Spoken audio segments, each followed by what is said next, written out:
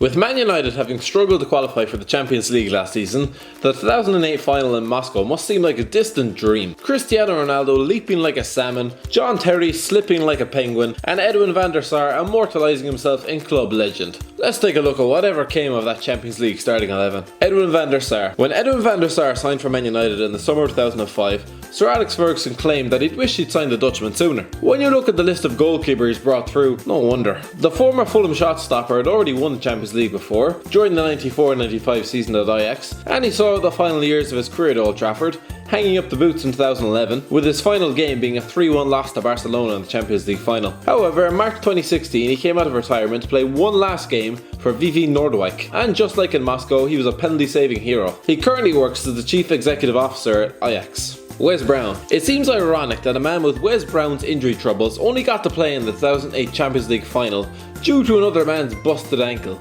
Gary Neville spent the entire season on the sidelines, and so Brown was given the nod against Chelsea, and he impressed in an unfamiliar role at right back, setting up Cristiano Ronaldo's opener. He left the club after 19 years in 2011, signing for Sunderland alongside John O'Shea. While the Irishman has been virtual ever-present for the Black Cats, Brown was crippled by injuries during much of his 5-year stint on Wearside and is currently trying to make ends meet at Blackburn Rovers. Rio Ferdinand. When Man United splashed out £30 million on Rio Ferdinand in 2002, only for him to then forget to piss into a jar the following year, seeing him slapped with a 9-month ban, many were wondering whether this man was really worth the cash. Nobody was wondering that when he left Old Trafford in 2014, after winning 6 league titles, 3 League Cups and a Champions League. He finished up his career at QPR during the 14-15 season, having tired of David Moyes' regime, and in his 11 games for the Hoops showed everybody how quickly a former great can crumble. He's currently a pundit for BT Sport. Nemanja Vidic. Nemanja Vidic was a modern great at Old Trafford, having won 5 league titles in his 8 years at the club. He left for Inter Milan midway through the 13-14 season,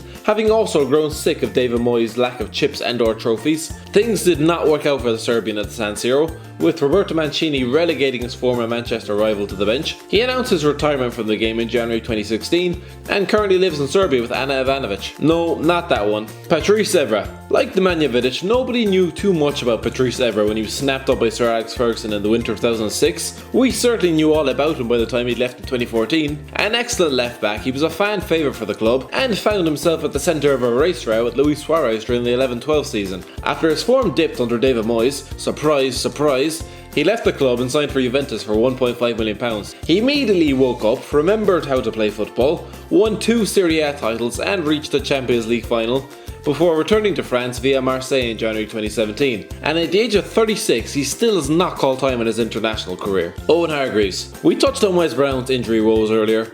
Owen Hargreaves can put us all to shame. The Canadian, who possessed the world's most confusing accent, was lambasted by Sir Alex Ferguson as his biggest disappointment. Bit harsh considering the former England international could barely walk when he limped out of Old Trafford in 2011. The former Bayern Munich man was an exceptionally gifted midfielder, and the fact he only made 5 appearances for the club following that Champions League victory is a damn tragedy, with a particular low point being his limping out of a game with Wolves after 5 minutes. He finally called time at the age of 31 after playing 1 league game for Man United's crosstown rivals. Like Ferdinand, he's currently a regular pundit for BT Sports. Paul Scholes. The man's so good, the club had to beg him out of retirement 6 months after he'd hung up the boots. Scholes, who famously retired from international football in his 20s to devote more concentration to his club, the fact Sven played him on the left wing might have helped his decision, had called time on his career in May 2011, only to return to the fold in January 2012 due to an injury crisis. He went on to play 42 more times for the club, winning another league title. Remember when everybody thought Scholes was the shy type who hated the limelight? Well,